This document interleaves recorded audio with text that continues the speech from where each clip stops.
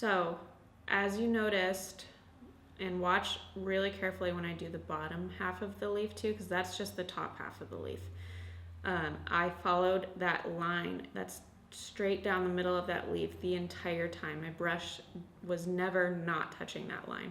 So, but at the base of the leaf, I'm starting with pressure so that my brush fans out and gets really wide, and then gradually releasing pressure so that it dips down and gives me that nice thin tip. So now I'm just gonna grab a little bit of water.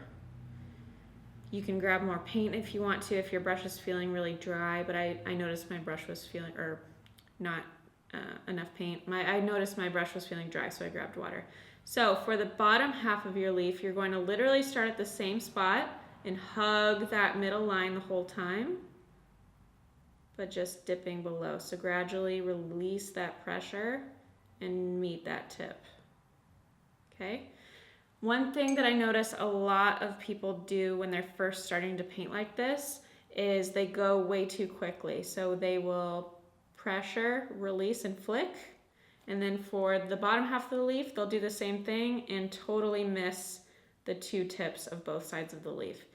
Another thing beginners do is they won't get thin enough or release enough pressure towards the end of the leaf to get that really thin tip. So it'll look like pressure, release, and then they just kind of lift off. And it kind of looks just like a little finger at the end.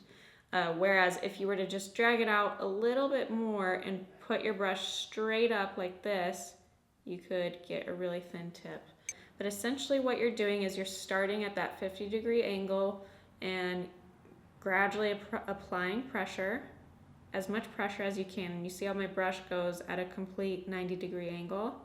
And then I'm gradually releasing that pressure so my brush gets thinner and thinner until I get really thin with it.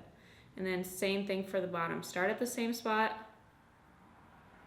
and end at the same spot. If you're getting this like butt or fish mouth looking thing here, you just need to remember to start at the same spot and then curve, and then you get rid of that. So that's another thing that you'll see if you're just starting to